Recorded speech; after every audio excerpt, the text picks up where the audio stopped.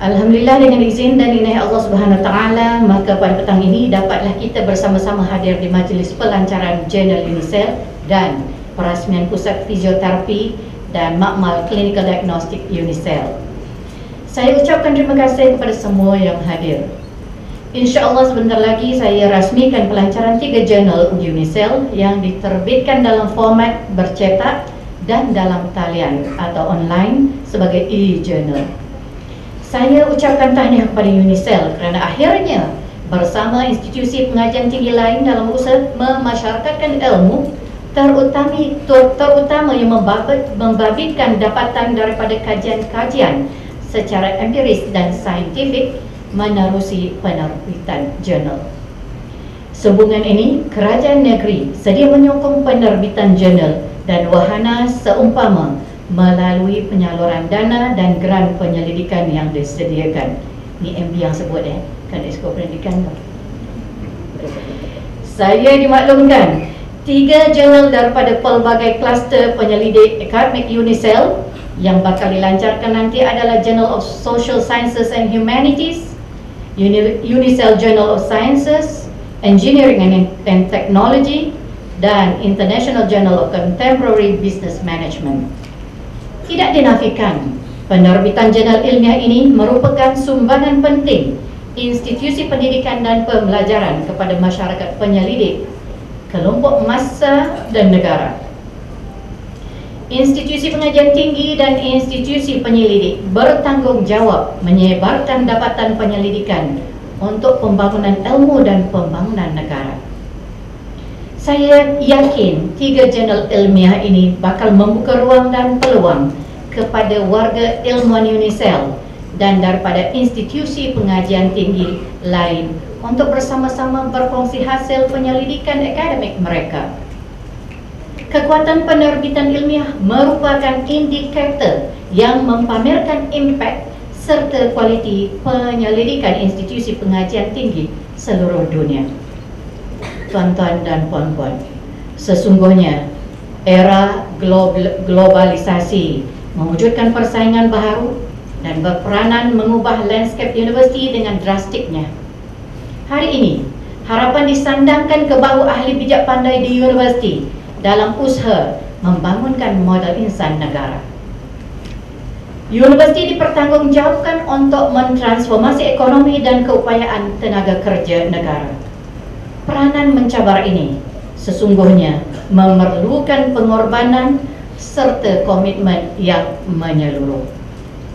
Contohnya, komuniti penyelidik kini amat petah memanfaatkan ciri-ciri nilai tambah yang ditawarkan oleh sumber elektronik seperti keupayaan membuat pencarian, memaparkan dokumen teks penuh, malahan memuat turun data dan menyimpan maklumat. Perkembangan sumber elektronik seperti jurnal dan buku elektronik kini memberikan suntikan terhadap cara dan gaya masyarakat dunia memanfaatkan bahan penerbitan dari dalam dan luar negara. Industri penerbitan dan penerbit komersial dilihat menggunakan kemajuan internet sebagai peluang untuk meluaskan edaran penerbitan ilmiah ke seluruh dunia.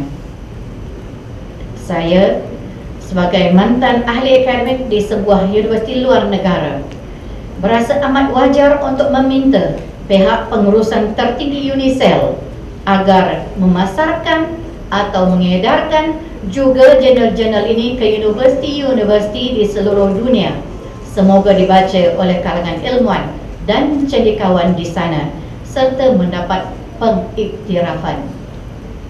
Perlu diingat, calon-calon Profesor Madya dan Profesor daripada kalangan pensyarah yang sedia ada, antara syarat kelayakan adalah mereka pernah menghasilkan beberapa buku karya asli atau karya terjemahan dan kertas kerja termasuk daripada hasil kajian dan diterbitkan oleh jurnal-jurnal di peringkat negara dan antarabangsa. Namun begitu, cabaran hebat yang masih relevan untuk ditangani oleh UNICEL dan penerbit ilmiah adalah usaha untuk menggalakkan aktiviti penulisan berkualiti, berimpak tinggi dan dirujuk oleh penyelidik dalam negara dan luar negara. Saya percaya UNICEF mampu meneruskan usaha mencapai objektif kewujudannya dan merancang secara proaktif untuk menghadapi cabaran dalam aspek penerbitan ilmiah. Maka, perkara yang diharapkan dalam majlis seumpama ini adalah untuk menyuntik semangat bekerja dengan lebih berfokus dan strategik dalam kalangan ahli akademik. Malah, melalui penerbitan jurnal ini juga, kita berharap ia menjadi pendorong kepada ahli akademik bersaing secara sehat dalam hal mengungkapkan idea dan fikiran berdasarkan kajian dan pemerhatian empiris. Pihak pengurusan universiti pula wajar menjadikan jurnal-jurnal sebagai antara kriteria mengiktiraf pencapaian dan usaha murni memartabatkan kecintaan ahli akademik kepada ilmu. Tuan-tuan dan puan-puan yang dihormati sekalian, pada petang ini juga saya diundang hadir untuk merasmikan Pusat Fisioterapi dan Makmal Clinical Diagnostic UNICEF. Saya fikir ia merupakan strategi bagi meneruskan langkah menuju kecemerlangan melalui kemudahan prasarana yang kondusif dengan ditunjangi oleh warga UNICEF yang komited. Gabungan ini membina momentum dan berimpak dengan proses pencapaian objektif penubuhannya bagi perkhidmatan berkaitan sains kesihatan. Sekali lagi, saya wajar mengucapkan syabas kepada UNICEF kerana terus melangkah untuk bersaing dengan korpus ilmu sains kesihatan sejajar dengan perkembangan teknologi terkini. Saya juga difahamkan pusat ini dibangunkan sejajar dengan gagasan Jabatan Pengajian Tinggi bagi mengintegrasikan ilmu yang diperolehi diperaplikasikan secara langsung dalam bentuk perkhidmatan yang mampu memberi pulangan yang baik, malah para pelajar dapat menzahirkan kemahiran mereka sebelum berada di alam pekerjaan. Saya yakin pusat ini mampu menyediakan warga akademik dan para pelajar yang lebih komited dalam bidang sains kesihatan yang semakin mencabar dan tinggi permintaannya. Saya juga percaya usaha UNICEF menyahut cabaran mewujudkan pusat ini dalam melahirkan graduan yang mempunyai daya saing, memenuhi permintaan pasaran dan menjadi insan yang kamil. Semoga perkhidmatan yang disediakan oleh Pusat Fisioterapi dan Makmal Clinical Diagnostic UNICEF dapat memberi manfaat bukan sahaja untuk warga UNICEF, bahkan memberikan impak positif kepada komuniti sekitar Lembah Kelang. Semua tentu maklum bahawa universiti adalah jantung bangsa yang berperanan membina tamadun dan kekuatan bangsa.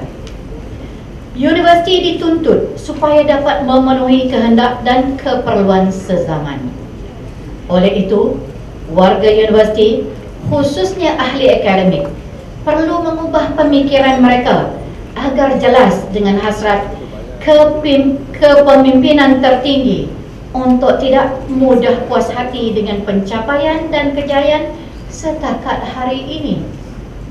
Seterusnya, perjalanan kita melalui liku zaman transformasi bukan sedikit cabaran yang bakal dihadapi. Bagi tenaga akademik, cabaran paling getir adalah cara atau kaedah untuk melonjakkan kualiti dan equity pendidikan dalam tempoh yang terdekat. Tujuannya adalah, pertama, supaya sistem pendidikan negara kita mampu melahirkan insan yang berupaya memaju kemajuan pesat negara dan mengisi keperluan sebuah masyarakat maju.